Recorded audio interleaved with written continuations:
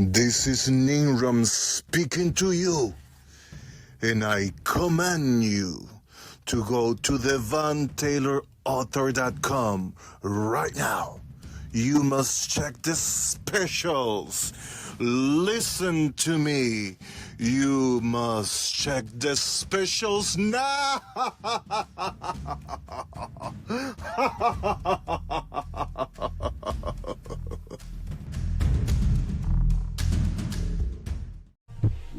Welcome to a brand new experience with innovative voices from all over the world. I would like to invite you all to something that is magical, something that is powerful, and something that is from my heart. This is the Devon Taylor Podcast.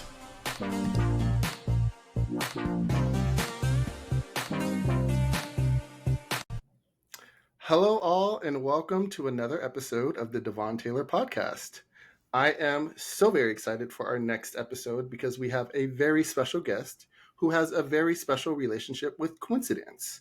Not only that, she is the executive director of the Coincidence Project, a doctor, a poet, musician, world traveler, and a spiritual teacher. So today I am so excited to welcome Dr. Juliet Trail. Hi, welcome. Thank you. Of course. How are you today? I'm doing well, and I'm so excited to be here with you. Oh, thank you. I'm excited for you to be one of my first guests because honestly, when I was reading your bio, I was just so amazed by everything that you have done, so many lives that you have touched.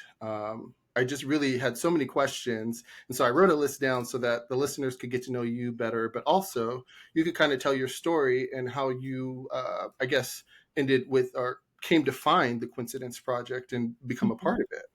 So first question I have for you was, what was your experience that defined coincidence for you and made you aware that you were coming into something that was so much deeper? That's a great question. Let's see. I feel like coincidence has been threaded through my life. And it's like a familiar friend, who's been at my side. It seems to be part of the fundamental way that reality works. And the more we see it and appreciate the opportunities and the possibilities that are there, they take forms that sometimes we've anticipated, and then it comes in a way that's unexpected. Like the answer to a prayer or something we really need shows up.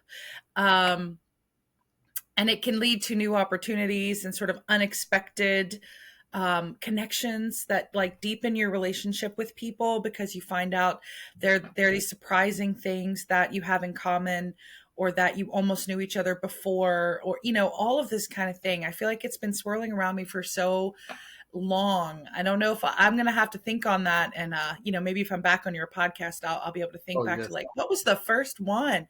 I will say, a lot of people like the word synchronicity, especially in America. That word is very popular and a little more widespread than the term coincidence. For the way we use it with the Coincidence Project, there's also serendipity, which is finding a solution or an answer or a next step in an unexpected way. And there's also seriality, which is like if all of a sudden you keep seeing owls or you keep seeing the number 1010 or something like that, that all of a sudden there's a sequence, a serial repeat. And then there's other terms that we're kind of pioneering, like simulapathy, which is feeling the experience of another at a distance, without being on the phone, without being on video, without being informed about what they're going through. All of a sudden you start to go through something, you're experiencing something emotional or physical or both.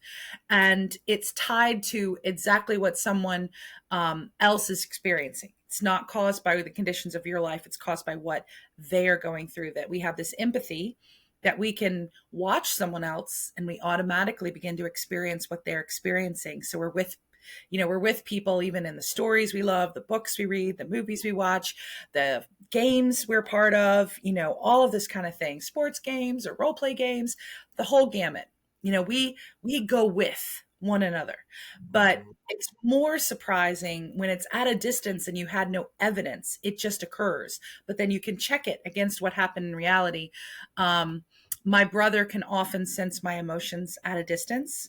Oh, wow. He also senses when I'm taking a break between tasks and it's the right time to call. He did that today. Oh, wow. I had texted a couple people because I wrapped up something really important and I wanted to let the people in my life know. And I'd sent a few texts out, but my brother and one of my closest friends who's out of state, I wanted to tell them in person. So I was thinking, oh, should I call my brother or should I call Natalia? And then my brother called. And I'm like, well, I guess it's my brother first. So I talked to my brother. So, that is a sensing that maybe we would call telepathy. When it's a sensation, we've been calling it simulapathy. So synchronicity itself is a lovely term, and it's one that Carl Jung coined to talk about meaningful coincidences. And he didn't want it as a new noun to stand in for meaningful coincidence, although today that's how we often use it. He actually wanted it as a verb. He wanted to explain how or why meaningful coincidences occurred. So he called that acausal. One doesn't cause the other, but they occur in close proximation of time or space or both, or simultaneously, the exact same moment. He called those meaningful coincidences. They emerge because of synchronicity, because of that action of the universe that links things up without us understanding how they're related, but they unfold and they teach us more because they happen together. So I will say one of the first really profound ones, to answer your question, that showed me more about my life than I ever believed possible, was right at the end of college. And I'm sure it wasn't the first one, but very important one for my story. I was finishing college and I was doing 2 majors. And so I needed 1 extra semester because of how they sequence courses. One of the courses required for one of my majors was not going to occur until my 9th semester. So I learned that very early on by like my 3rd semester of college, and I applied to have my scholarship cover 1 extra semester there. And so that was approved. But I didn't have to take a full or over full course load. And it was my first time not having actually an overload. Previously, all 8 semesters, I'd had high overloads because I was doing pre-med and music. And in medicine, you have to do a lot of laboratory sciences, which add to the course time. And in music, you have to do a lot of ensembles and private lessons, and all of those add to your course time in addition to the academic courses. So I always end up with like 20, 22, 24 course hours. And at my university, 16 was typical. So I started out with 16. I quickly realized one of them was just not worth my time. So I was able to drop it before the deadline, and I just had 12 hours. I'm like, what am I going to do with myself? I've never been this idle, only 3 classes in college, and I'm just working 20 to 40 hours on the weekend to put my, to pay for my apartment. But really, I have so much time on my hands. I should give back. So that was my first thought. I have capacity, so I should give back. I signed up to be an orientation leader that semester. So you sign up in the spring for that next fall. So I'd signed up to be an orientation leader, and I was going through the training process of what that would look like. And I went to Guilford College. It's a small Quaker college in North Carolina. And they had a wonderful first-year program, all kinds of additional experiences for first-year students, including as part of orientation. And so they had this page, and it was 2 full columns, like 26 options maybe in both columns of all these other things that we could do. And they wanted orientation leaders on the trips, maybe 1-to-8 kind of ratio with the students. And I had gone on one when I was entering at Guilford. I went on a week-long West Virginia adventure experience where we whitewater rafted and we canoed and we kayaked. We did low ropes and high ropes, and we lived in cabins out in the woods. And it was like a bonding sort of outward bound type of experience. So most of these were outward bound kinds of experiences because Guilford is very connected to nature. It exists on a beautiful natural campus surrounded by woods and forests and animals and a big lake. And it's just quite a little utopia. Wow. And I will say that the reason I went there had a lot to do with the bunnies and the squirrels because they were so friendly. And Mm. just walking across campus, they were approaching me to be like, hi. And all the students were approaching me. Hi, you should come to Guilford. It's great here. Come to Guilford. They'd yell at me from across the big plaza. Come to Guilford. I'm like, how do they all know? I don't have a sign up saying prospective student. And then the man who interviewed me, for the honor scholarship I ended up receiving, was so darling and sweet. But really, it was like the trees wanted to hug me. The bunnies and the squirrels felt safe. I was just like, what is this place? So in keeping with Guilford, they had all these amazing first year experiences. And I'm going down the list. It's all alphabetical. So I get to the final entry of the second column, the end of the page, and it says Vision Quest. And I'm like, don't know what that is. Sounds cool. Check the box. And you could pick 3 and prioritize them 1, 2, 3. So I put it as my number 1. So they selected me to be the senior orientation leader to go out with freshmen on a Vision Quest. Ooh. And I didn't know what it was. I just was drawn to that and discovered that we would meet starting freshman orientation week before the semester, and then for 10 weeks. And then we had a fall break, just like spring break at our university. Some schools do, some schools don't. Thank goodness ours did. It was most needed. And we went out on the land to one of the highest points on the East Coast in Mount Rogers. And we hiked up 4 miles into the wilderness in high terrain above the tree line. And then we spent 9 days together as a group. We had 3 days of preparation and 3 days of return, but in the middle, we went on a quest. We fasted for 96 hours. We went out without tents. We had tarps to keep the water off us in the night because hypothermia is a real risk in October at high elevation on the East Coast.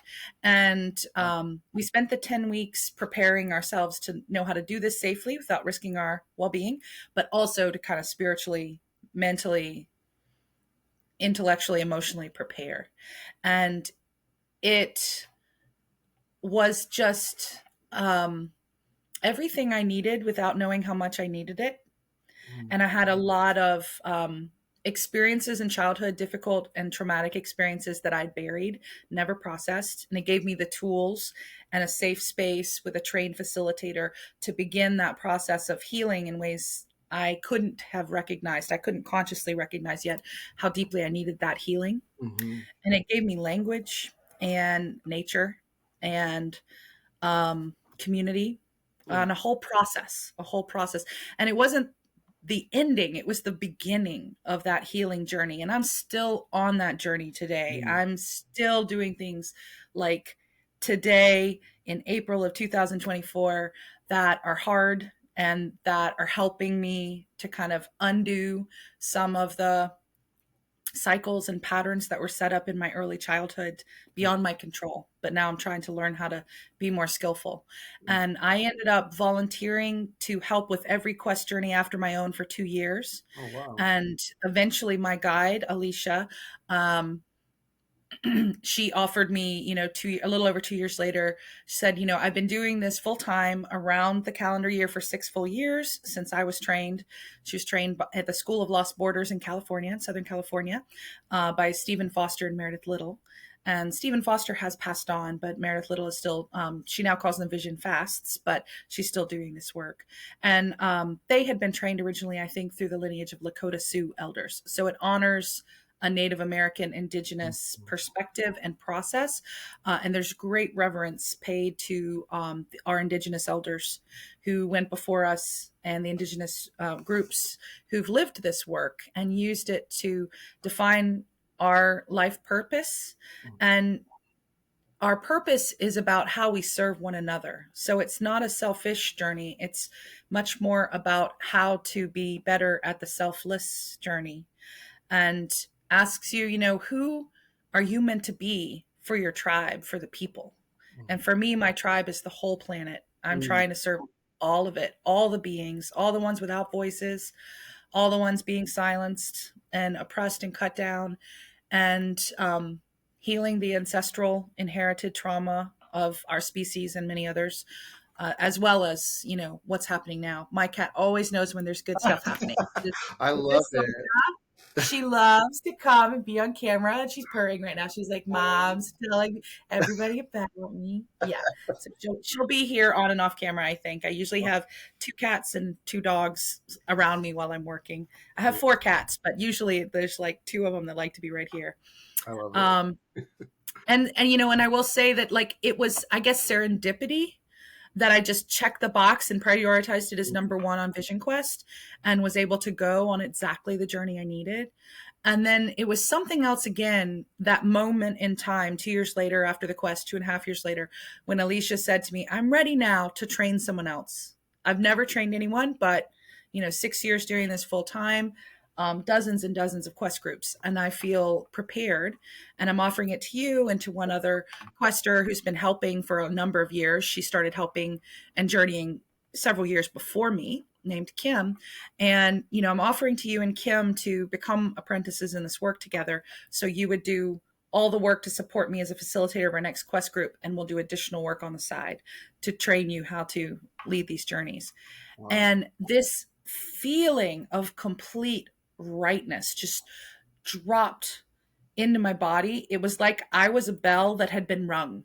And the answer was yes, all the yes, absolutely and completely, with no moment of hesitation and no doubt ever. Yes, that. Thank goodness you asked. I didn't even know it was possible for you to ask. I never even had a hypothetical conversation. She had never trained anyone, so I hadn't even thought about it as a possibility. I just loved the work and I wanted to be part of it. And I was like, whatever I can do. And I was working in a bookstore because I love reading and, just sort of making my bills and trying to figure out life after college. And Quest was the most meaningful part of my life, along with my loved ones, my close relationships in that period for me. And when she invited me, to become a guide, it was yes before I could get the word out of my mouth, and there's moments like that that then repeat. So I recognize it as this sort of intuitive knowing, and it's almost like connecting into the future, because it's like, this has already happened. Yeah. How can I get there? Now is the way I must get on the path. This is where we're going.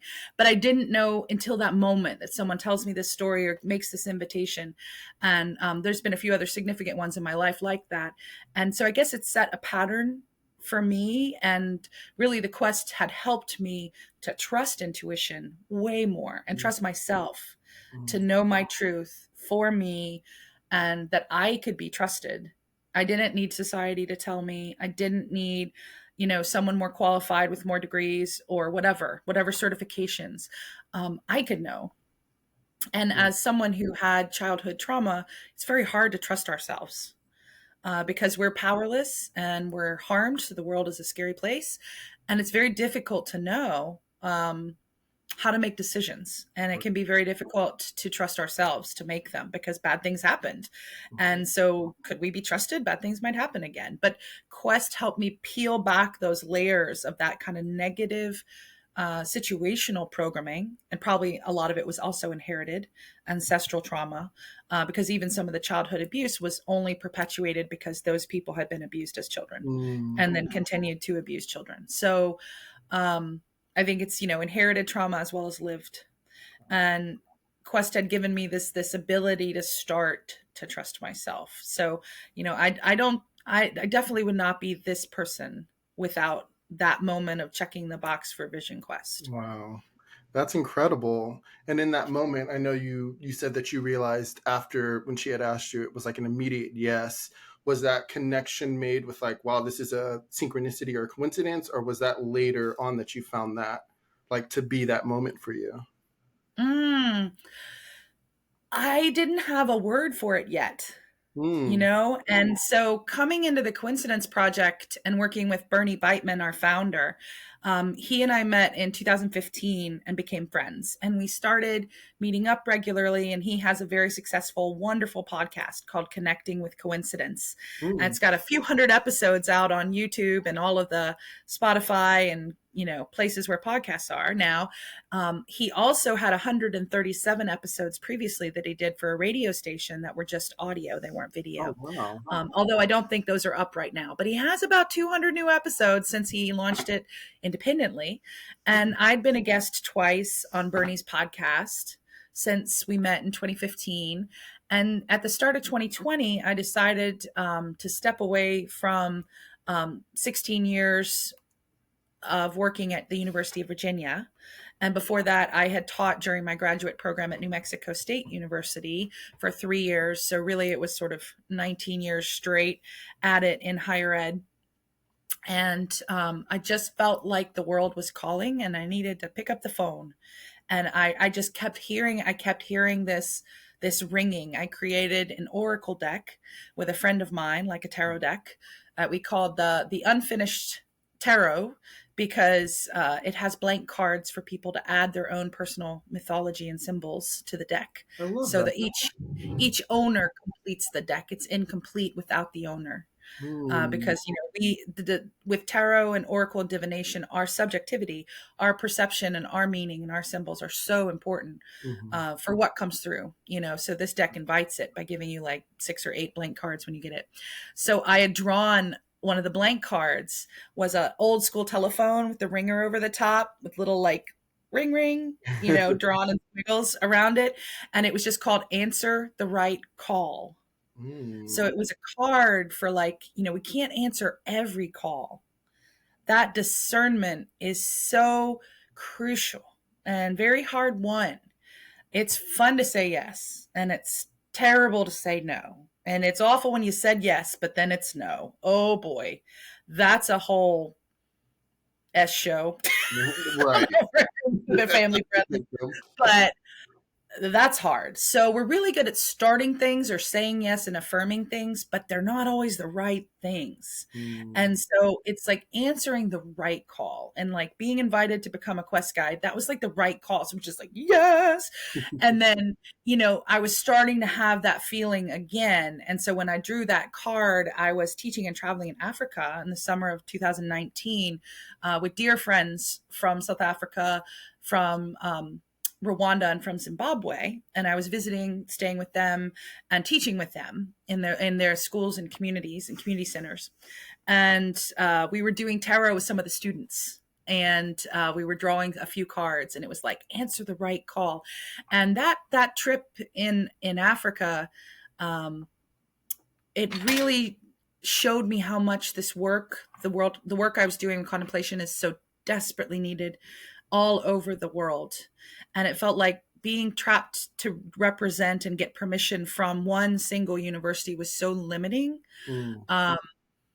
And I just couldn't fit in that box anymore. So I left with all these wonderful ideas about starting an NGO and getting global funding and going to the UN and being like, hey, I want to help people. Give me money.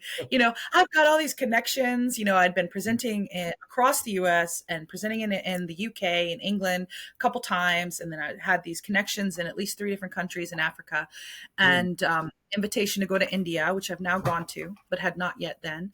And I thought, I'm just going to set up places to go and be with people and do work in this area. And then the pandemic hit, and I was like, or not. Oh boy. So yeah, all the funding sources are on indefinite pause. Nobody's funding anything. It's hard enough for existing things to get their renewal funding. All the mechanisms went silent for new funding. And it really helps if you can go meet people to have funding, angel investors or donors or what have you. There are big fundraising events and galas. Nope. Pandemic. We're at home. I'm sitting in my office. What am I going to do? So in that same period of time, Bernie had been thinking for several years about creating the Coincidence Project, but he had a grand vision, but he wasn't sure of the breadcrumb trail to get to it. All these little tiny steps that would be needed to do something, with a global impact. And so we just had dinner like we normally would do. Every few months we'd have dinner again. And he was like, would you want to just come on board since you were helping? I was director of the UVA Contemplative Sciences Center. I was director of education for that center for my last 3.5 years at the university. And I was like, he's like, you've got the skills to like get something going, because this kind of nonprofit with global ambition looks a lot like a center, the center and nonprofit thing. They're a little different within academia and like freelance nonprofits that just have to exist in the wild. Yeah. But there's a lot of things that are similar about how you need to think about it, how you need to build organizations. And so I could help with that. And I was like, now that you mention it, I don't have a lot to do with this whole pandemic thing going on. So yeah, bring it. Let's do this. So, we set off in May of 2020. We're, I guess, just about to our 4-year anniversary of that moment, of Bernie starting to like pay me to be part-time, strategist and creator with him. So we just dreamed up and co-created the Coincidence Project. We called on all the people he had interviewed in his podcast, who were all also really thoughtful about coincidence and synchronicity. And we just built it from there. Wow. So I will say that a lot of my language to describe these different coincidence events of all different kinds, I can look back now and go, oh yeah, I can see that. Especially this sort of sense of rightness, and knowing when to say yes, how to answer the right call. That's a serial coincidence. That's an occurrence that has repeated at really important moments of my life. And Bernie being like, hey, so pandemic's on, but I've got these funds set to do the developmental work and get this thing going. You want to be my partner and help me launch it? And I was like, yes. The answer is yes. So, there was this sense of it repeats again. And so sometimes we don't know the first time something happens that it's going to become more and more of a coincidence, more and more of a reoccurring thing. And the Vision Quest one is probably more in that category. I don't think I would have known to use synchronicity or serendipity or coincidence to describe it earlier on. I love that. I think that is amazing how you made that connection, and even just the way that you've been traveling and you were trying to figure yourself out. That's so amazing. It really made me think about, you've been to Africa several times, I'm assuming. How was that? Just once for a month. I was planning to go back. I mean, I had invitations to keep going, and then pandemic. So I'm still working my way back there. How was it to be there? Just because I've never been, and I would love to go to Africa, but I haven't had the opportunity and whatnot. But just hearing your story, how was that? Well, I have to tell you, Devon, it was another of those moments that got me there. Really? Wow. Yeah. Wow. You're picking on the big ones. You got good instincts. I love it. You're sniffing them out. You're flowing. Tell me how you got to Africa. It's like, oh, there's another good one. I love it. Yeah. So, all right. So what I do now is a combination of teaching contemplation, especially compassion and nature connection. But I'm a trained mindful self-compassion teacher. Mindfulness is often a really good kind of entry way to other forms of contemplation, both movement and stillness based practices. I love a lot of the movement based practices. I do a lot of ecstatic or conscious dance, as well as I've done yoga for years. I've done Tai Chi off and on. I've done Qigong off and on. And dance, I've done dance since formally, trained dance classes since I was 3. So I just been dancing myself right out of the womb. As Nick Cave says in one of his beautiful songs, I danced myself right out of the womb. And, I'll be dancing the rest, my whole life. Life is a dance to me. And, so now it's this interplay for me, this dance between coincidences and especially my compassion and nature connection work. And when we have coincidences, we feel connected. There's this deep, deep bond, like my quest guide saying, do you want to train? Our bond just it dropped to a whole new level. And I really felt this sense of being a bell that was rung, but she was rung too, because we were sharing this moment of oh, we're going to do this. Wow. It's on, and that depth of caring and depth of bond connection that occurs spontaneously with coincidences. That's just another example of compassion. That's how it arises. When we say you and me are no different, the natural world and we are no different. This other being, this is me. And we are feeling the same thing at the same time. We can even recognize it and see it, like my cat, She's like, she and I are the same too, And so coincidences for me are another beautiful pathway into greater compassion. So my contemplative work and my work with coincidences have merged. At first, they felt like two really beautiful, compatible paths. They always felt compatible, even when I started doing this more formally at the start of 2020. But I've had a lot of time to think about, how do they weave? What's the point of helping people to become more aware of their coincidences? And it is to empower us in our lives that we have more possibilities, more opportunities than we ever knew. And so if we're more open, the unexpected, the beautiful, the miraculous can happen. Also the challenging. Not every coincidence leads to a positive outcome, but we need that discernment again about what's right and what's wrong for us. But it creates this connectedness. We see that everything is connected. When I'm standing there thinking, do I call my brother or call my best friend? Call my brother, call my best friend. And my brother calls me. I'm like, well, there's the answer to that one. I didn't even have to figure it out like Robert picked. It was talk to bro first, So that's the connectedness. But we can have it with strangers. We can have it with animals and plants in the natural world. We can definitely have it with humans.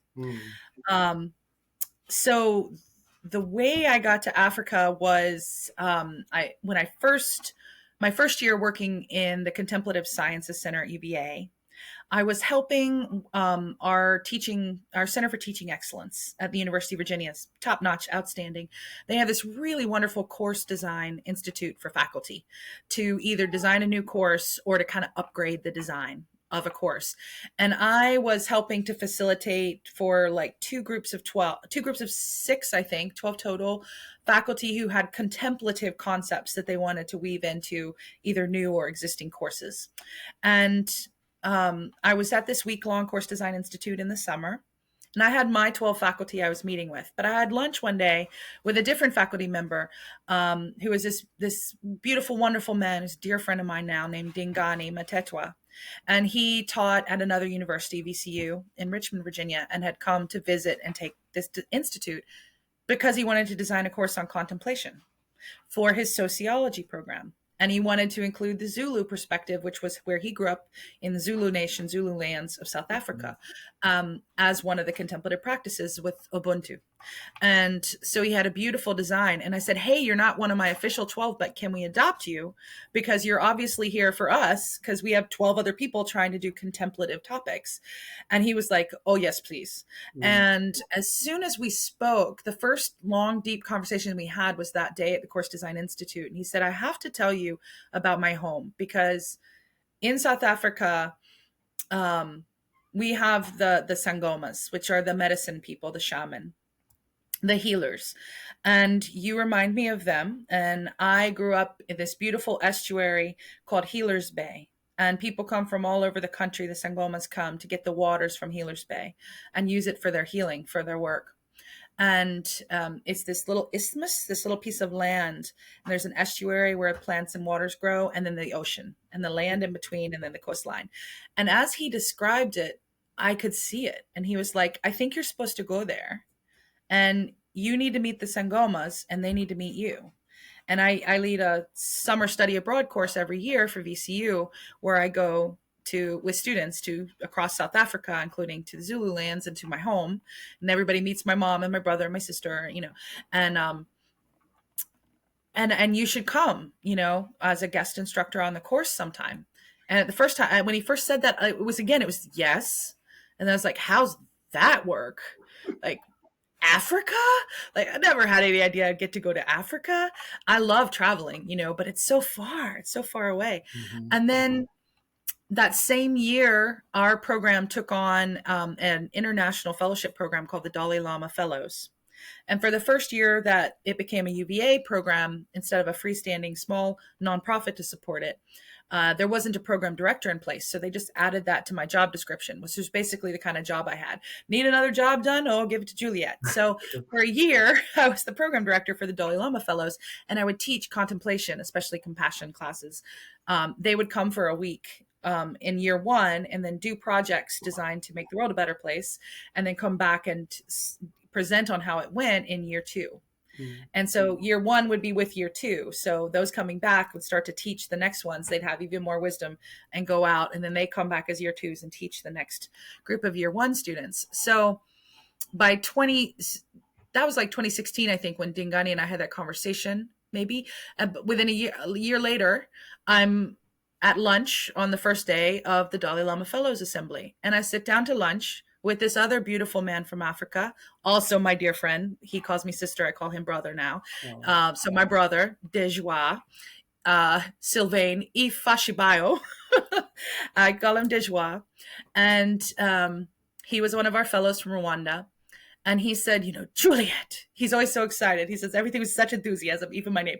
Juliet, tell me about your work. What do you want to do? And I start telling him about how much I love compassion. And that's like the core center, heart of my work is compassion. And he says, me too. I think we should work together. And I was like, yes. He was like, you should come to Rwanda. And I was like, I did get invited to South Africa. Now they're very far apart. Mm-hmm. They're far apart like Mexico and North Dakota far apart. They're far. Africa's huge. Mm-hmm. And it has 22 nations, and it's hard to even get from one nation to the next door nation. There are not superhighways. Africa is not like the developed world and nothing like America. Right. And travel is particularly difficult. Things were much smaller, tribal things. So you'll have 5, 7, 9 different tribes within something now called a country. And it might be difficult to even go from one set of tribal lands to another in some cases. And across borders, even more difficult. And then, 2 months after the assembly, another one of the fellows from Zimbabwe named Adi Mavengeri, he came back as a fellow for a DC program and spent another week with us. And I planned his schedule, but whenever he had downtime, we would be together. And he was doing all this work in K through 12 learning and a community center in Zimbabwe. And he said, you should come and teach your stuff here with me. And I was like, well, now I've got 3 invitations. I got 3 hosts. They know the language. They have connections. There's safe passage for a person that doesn't know the way. Today's episode comes to you thanks to our sponsor, Kangen Water. Electrolyte-reduced water is the power of true hydration, manifested in the most advanced Japanese technology that has been in the market for more than 50 years. To drink the best water, shower with a hot spring quality water, and start a new business with the most amazing and profitable compensation plan in the world, visit thelivingwatercouple.com to learn more or get started today.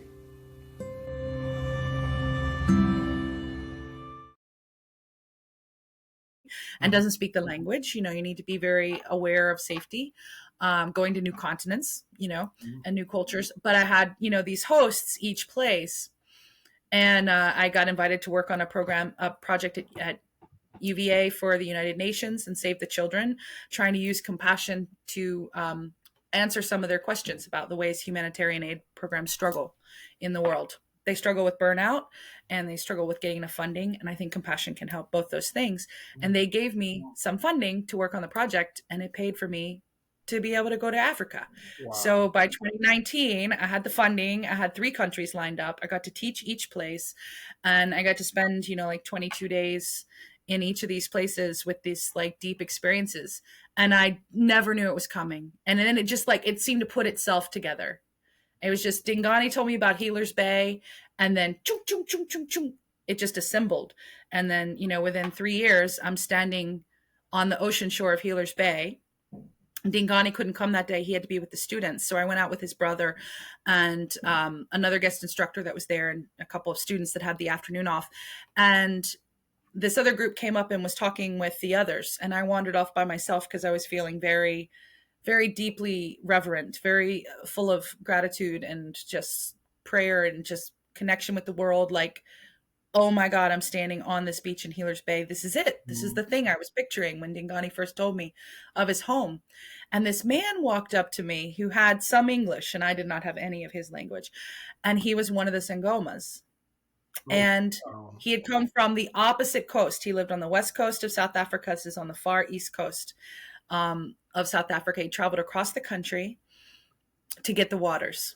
And the boys talking to the students and playing soccer with them were his nephews and sons and the cousins, the young men of his family. And he was having trouble getting around So the boys had come to carry the water, but they were all playing and flirting with the girls. So I was letting them do their thing. So he and I stand and talk. Um, and he said, I sense that you need something. What do you need? So I talked to him about this answer the right call thing, that I was feeling a little bit trapped and imprisoned, being at this one university when this is the world needs something, and maybe I can help. But how could I liberate myself from this, to go with less income and not have the benefits and the security and the reputation, all these things you build for 20 years. Mm-hmm. What should I do? And he said, I'm going to do a whole ritual for you. You won't understand any of it, but it'll work anyway. And I said, okay. So he waded out into the water and he did this whole ceremony for me to be able to move forward in my way, which was the same thing the Vision Quest work is for, to move forward in your way, to become more of who you're meant to be for the people, for one another, so you can give your gifts to the world in the best way possible. And then when he came back, he said, I wasn't going to come out to the water because you have to cross the estuary, and it's like a 2-hour hike from the parking area on land. Then through the estuary water, you have to wade, and it's tidal. So it may be higher or lower. It may be up to your armpits or down at your knees. And then you have to go across the land with a big hill over this Isthmus Peninsula. Then you're to the ocean. So I met him at the ocean, and he said, I wasn't going to come, but I was sitting in my car and the boys had all left, and my ancestors were tapping me on shoulder. They're poking me and they're like, you have to go. And I can't go. I have gout and I can't walk and it hurts. I'm going to stay in the car. And the ancestors said, no, you have to go. And with the Sangomas, a lot of their wisdom and their insight and their magic, their healing, their medicine comes through because of connection to ancestors. And I said, the ancestors would not leave me alone. So after an hour of the ancestors poking me, I was like, fine, I'm going. And then he finds himself talking to me on the side of the ocean. And I said, oh, you have gout? And he said, yes, I don't know what to do. And I said, my father had gout. And do you eat a lot of red meat? He said, oh yes, of course. South Africa diet. I'm a vegetarian, and it was very challenging to eat because it's a lot of eating animals, which I don't do. And I was like, you need to eat only vegetarian and maybe fish. And you need to have very little or no red meat, and your gout will get better. And he was like, really? I said, yes, this is true. And it was amazing because it felt like he was there for me and I was there for him. Mm-hmm. And Dingani had said in that first conversation, you're supposed to go to Healer's Bay because you're supposed to meet the Sangomas, and the Sangomas are supposed to meet you. And it felt like that was the moment. I met more Sangomas. I met a number of them, but that was the moment. And it was in the exact spot Dingani described the first time. So it was like we all knew somehow as part of this beautiful, beautiful design, bigger than us, and if we could surrender, if we could trust, we could find it. We could find our way.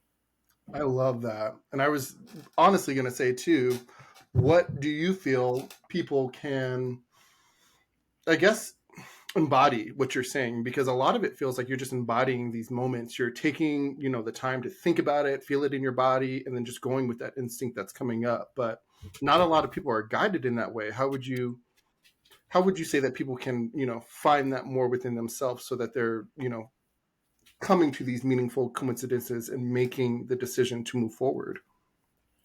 Yeah, I think that's a great point. It's that embodiment and being very present to what's actually happening, because a lot of times we're very absent from our bodies. There's this short story that I think is by James Joyce that starts, Mr. Darcy lived a short distance away from his body. It's like an entire existence is out there somewhere with thoughts and feelings and whatever, but it's not connected. And so we need to catch up to ourselves. We need to just be more whole, more integrated as ourselves. And then also attuned to what's actually unfolding, because a lot of coincidences are these little teeny little glimpses, these little knocking on the door. Hey, want to do this thing? Dingani being you should come to my home. And then a year later, Dijwa's you should come teach in Rwanda because we both love compassion. And it was those are connected. But I was very present to how powerful those invitations, how genuine and full of just generosity and love and selflessness. They were the kind of invitation I hope to offer. I try to offer the world without strings attached, without any weirdness, without any behind meaning. Just, oh, this is great. We should connect. You should come. I'm glad to be where you are. You should come be where I am. We should keep connecting. It was just that kind of thing. And I was present enough to like go, oh, this is really special. And I had been meditating some before I went on that first vision quest. And I think meditation can be a path, but some people find that connectedness in their bodies and into the present moment by gardening or by taking care of animals, or taking care of small children. You need to be in your body. You need to be accurately knowing what's happening around you in that present moment. And some people find it in prayer if they have a faith. Some people are atheistic and agnostic. My work's entirely secular. So I embrace every faith and no faith. It's all fine because there's still love, there's still connection, there's still coincidence, there's still compassion. I can honor any and all and no belief systems, and it's not affected. These things don't hinge on that. But if we have a practice that brings us peace and helps us calm and settle our nervous system, where we feel ourselves getting out of the worry and the kind of, I have to do this and I have to do that, and I sucked at this and I'm going to need to do that. Oh my God, we're constantly rehashing things and preparing for the future. A lot of it is worry based. We beat ourselves up a lot. All this mental activity keeps us out of our body, and it keeps us out of attending to the present moment.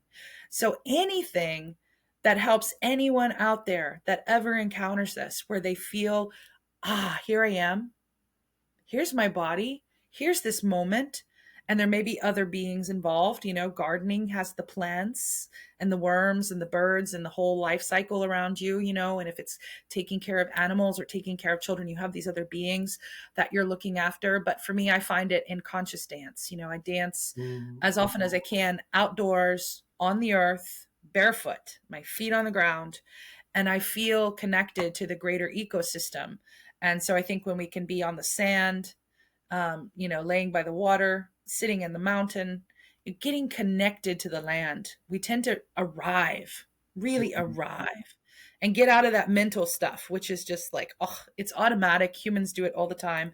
It's a natural part of our existence, but it gets in the way, So for me, I've just been on this path of like continually doing the practices that help me ground and get embodied and kind of tuning my intuition, and I've said yes to some things and I thought I was all in. And then I'm like, well, that was not the right yes. Whoops. So I'm telling you a few stories that worked out, but I got just as many stories that did not work out. So, that discernment piece of, and I don't know that, sometimes some of these, it seems like a really negative lesson because we had a certain outcome or hope, and that's not what occurs. Maybe something negative or even harmful occurs. Or at least our expectations are sort of, doesn't happen. Yeah. But yet we look back and we're like, I would never be the person I am without that. So even within the kind of failed experiments and the things that we begin to do, if we can get ourselves out once we realize it's not good for us and it's not healthy for us, it's not our path. Great. We don't want to stay trapped in things we know are not actually for us. But they're not always negative. We make a lot of judgments, but really it's about that journey and continuing to learn whether it was a pleasant or an unpleasant experience or opportunity. There's just as much potential to learn, sometimes more from the hardships. The success can be a little too easy and we forget to learn the lessons. Right. We're just riding high. And I think a lot of people with privilege do that. Privilege is being able to take for granted. It's just going to always be a party. It's just the world's always going to work for me. It's designed to work for me. And I think, humans do that too. We take the good stuff for granted and then we fret and ruminate and worry over the bad stuff. Our nervous systems and our brains are wired that way. But those of us who've been through some hardship and don't have that same level of privilege, a lot of times we're more grateful when the good stuff comes. We're like, everything was not always like this. Right. Like I've seen some shit and this is awesome. And I can tell you the difference because I've been through more than just awesome stuff, So it's part of the journey. And I think no matter where someone is, they've had moments where they felt greater peace and where they felt more centered, and when they felt a connection to another being or a deep connection to themselves, and maybe a connection to an activity that they enjoy, flow, getting into the flow when you're acting or dancing or running or on the debate team, but you're awesome at it. And you get out of that ego and you just really respond to what's actually happening moment by moment, in this skillful, beautiful way. We all have moments, even when things are terrible, even when things are full of so much hardship. We can all learn, and we can all be on this journey to become more embodied and more responsive. I've been studying a lot about nonviolence because I'm writing now and speaking now about building a compassion revolution to change the dominant paradigm of our world from competition to compassion. And it is completely possible. We can all be doing it, but we have to do it each moment. We have to treat ourselves with compassion, our loved ones, our pets. We have to treat our conflicts with compassion. We have to treat the abusers and the oppressors with compassion, because we're not going to break that with more anger and more violence. So I've been reading a lot in recent years about those who have given us modern frameworks for nonviolence, like Mahatma Gandhi and like Martin Luther King Jr. I've been reading all their writings. I've been reading more about Nelson Mandela in South Africa. And I've had a lot of good conversations with Dingani. He is friends with someone who was a prison guard, where Nelson Mandela was imprisoned, I think, for something like 22 years, 27 years, something very, very lengthy. Wow. And he was an activist willing to resort to violence to try to combat the apartheid system before he went into prison. He was very combative. He was willing. He was using or being part of groups that were using, if necessary. They didn't do it for no reason. They did it for some good reasons, but they did do violent means. And after he was imprisoned, he came out of such deprivation and hardship that one might think you would just stay in a negative space, but he came out this enlightened being. He came out nonviolent. And, one of Dingani's friends was a prison guard there who I hope to meet one day and speak with in person about what it might have been like to witness Mandela in these transitional stages, to go from violence, which is often to meet violence. You're angry, I get angry. We meet like with like, but it doesn't break the cycle. It doesn't help us. It doesn't heal. And if we want to be on this path to healing, we got to figure out how to operate from more than anger when anger comes at us. Right. And to approach with more than conflict when conflict comes at us, because conflict is everywhere in our world right now. We need another solution. We need another paradigm. So for me, compassion becomes that paradigm that we can communicate, we can teach it, we can increase it in ourselves and in one another. And we see it in all kinds of nonviolent leaders from the past 200 years of human history. And there's nonviolent leaders and spiritual leaders, from throughout written history and oral history that do this. And for me, that's okay, that's the thing. I'm headed that way. I don't think I can write a new book on nonviolence yet, but I certainly hope maybe later in my life, I'll feel I could do that. I do feel like I can write a book about compassion, so I'm working on it. So hopefully in the next year, I'll get that finished and out there. Okay, cool. So we have something to look forward to, a book about compassion. Cool. Yeah. So, compassion revolution. Woo-hoo. I love it. Peaceful revolution. You're amazing. I love the message of everything that you're doing. I think it is exactly what the world needs. I resonated with everything you said as far as just having that hard, discussion in your head with meeting anger with anger and not having such a violent way to react. And that's something that's been me and JC's, work in progress. We've been working with a therapist and just, finding more compassionate ways to communicate to each other. So this resonates so much with me in my life and what I'm going through right now. And maybe even to the point of us all being connected together, like you were saying earlier. But we definitely are. As soon as I met JC, met Giancarlo, I was just like, oh man, you're my people. Yeah. So I'm so excited to get to know you better, because you guys we're definitely connected. Thank you. We were connected even though we didn't know it. But now we have the gift of seeing it and exploring it. And that's even better. I mean, I'm connected to all these people I don't yet know. I would Right. get so excited in Africa to meet new people, and they'd be like, I've met a white person before. And I'm like, that's not why I'm excited, because I'm meeting a black person. Like, I've had black friends my whole life, and brown friends and yellow friends and red friends and all this. We got all these skin colors. Yay, great skin colors. We all got skin.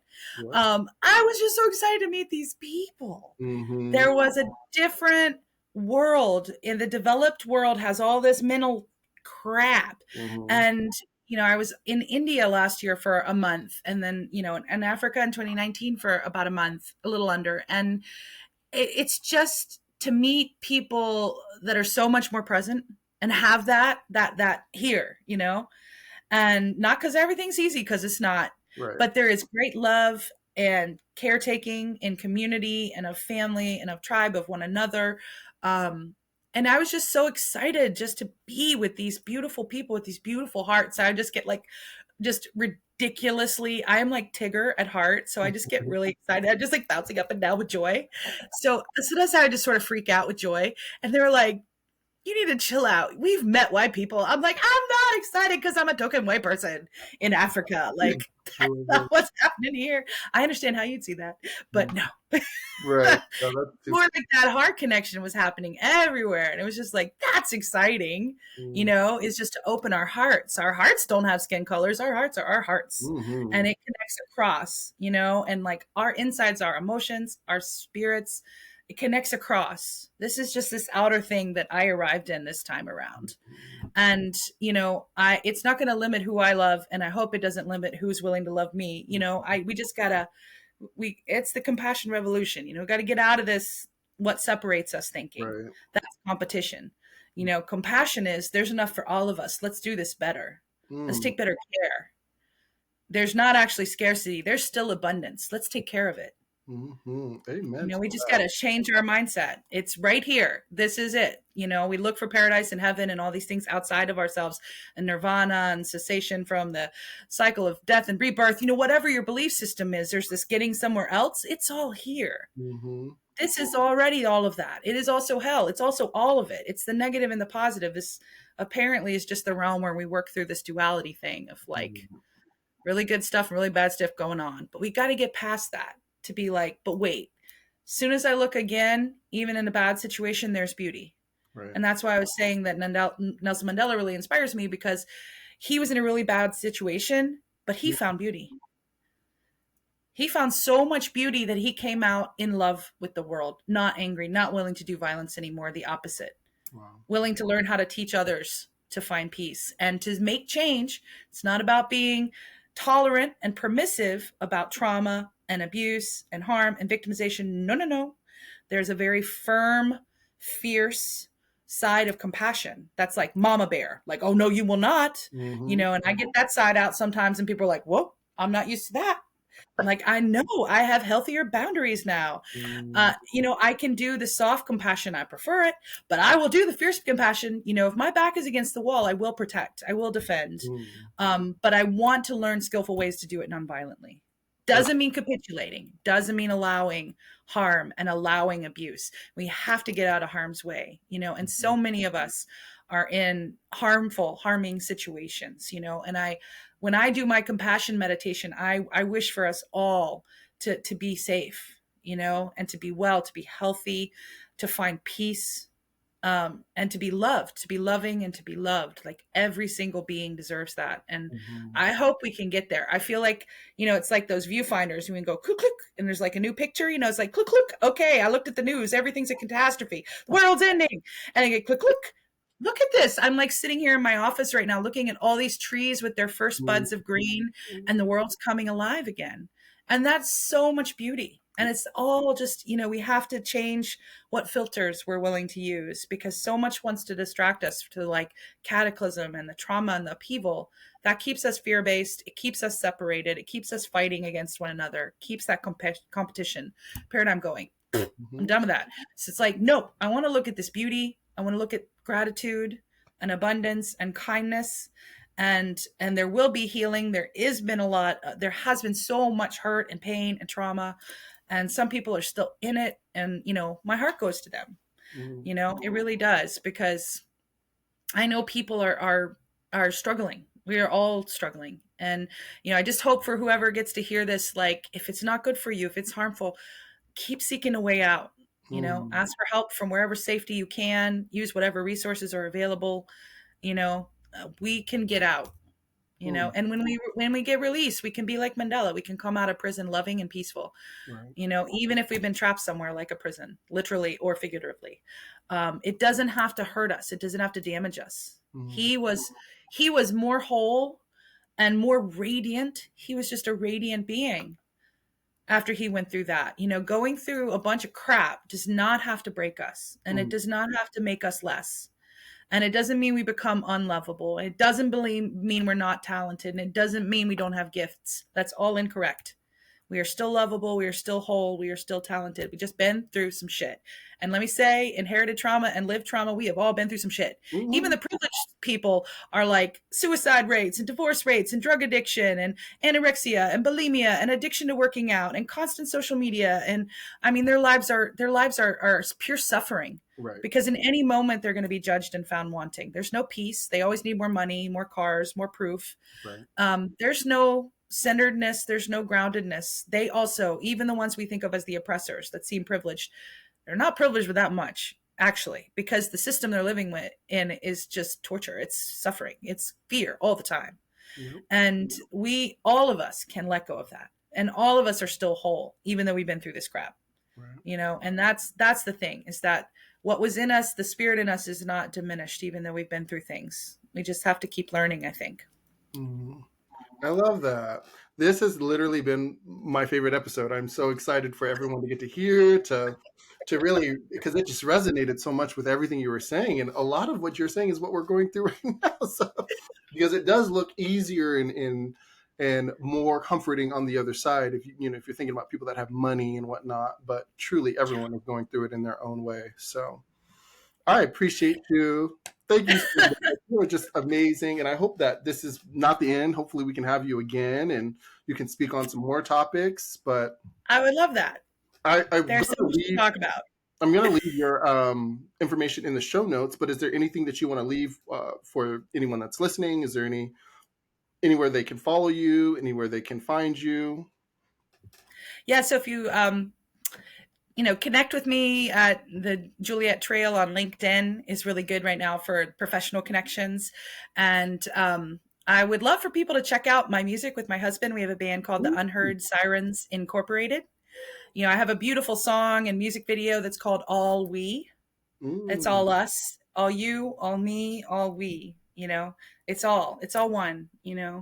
And I think it might be one of the first pop songs to ever have the phrase interbeing.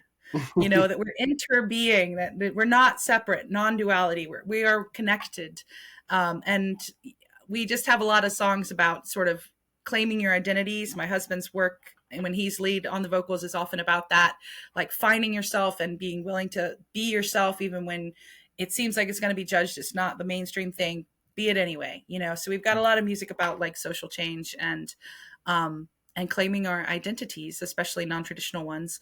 And so I hope people look us up. We're at all the places music are. We have lots of music videos. My husband's a great videographer, so he helps shoot and edit our music videos. So Unheard Sirens Incorporated. You guys are on YouTube? Yep. Perfect. We'll leave a link so that people... And we even have our own podcast, so come listen to us talk about culture and life and stuff. It's called Renegades of the Podcast, because our last album was called Renegades of the Portal. And we're working on our next album, to come out sometime in the next 12 months. It's called You Can't Stop the Movement. And it's dance songs about social change, because you can't stop the movement. I love it. You just can't stop. So we're going to keep going, right, Devon? We're going to keep, you cannot stop the movement. This is happening. I think you started something that won't stop. And honestly, your work is truly admired over here. So hopefully anyone that's listening, you guys can go follow Juliet and see what she's doing. Like she said, she has a band. I would love to check it out. If we can, we're going to put some links in for you guys to follow her. I'll send you a link to add the music video for All We and also the Renegades of the podcast, in case people want to follow those things as well. I sent you some other ones, but those are more the just Juliet socials. But I've got the projects with my husband as well, which is awesome. We're like you and JC, that we're co-creating work together as a couple, which and I love that. Is quite an honor. Yeah. That's probably like when you're doing that with your partner, that's like such peak level to me. And I think that's so beautiful that you guys are doing that together, and so magical. Just and I watched the video for that beautiful song that JC just wrote and released on YouTube about your love and your family and your kiddos and your fur babies and your life and what you guys have been through to get to where you are. And I was just like, oh, I love them so much. I don't even know all of them yet, but I love them. Appreciate you. Yeah, he's such a sweetheart and so heart-centered that we were actually arguing when he wrote that song. So funny, he turned nonviolent conflict resolution. Right? He turned that into. He wrote you a love song. He was pissed with you, so he wrote you a love song. You tell him that I said, well done. Well done. That's awesome. That's what we got to do. You're really angry about something, go write it a love song, because there's also the good stuff. Even though we're going through it, there's always the good stuff in this reality, in this world. Mm-hmm. Well, thank you again, Juliet. I appreciate you so very much. And yeah, let's keep doing it. I'd love to talk some other time. We can figure out a topic or something. This was sort of like everything. Yeah, just so everyone can know you. But from here on out, let's do this. Let's get it going. But thank you for anyone that's listening. Please follow Juliet. I will leave all of the show notes for you guys to go to her links and find out more. Thank you. All right. Thank you, Devon. Bye, everyone. Hey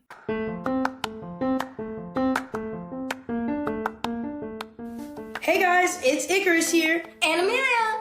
And I'm here to tell you if you'd like to join our brand new adventure. Go to DevonTaylorAuthor.com to learn more. And check out the cool items like the new bucket hat. Yeah, and so much more. See you guys there.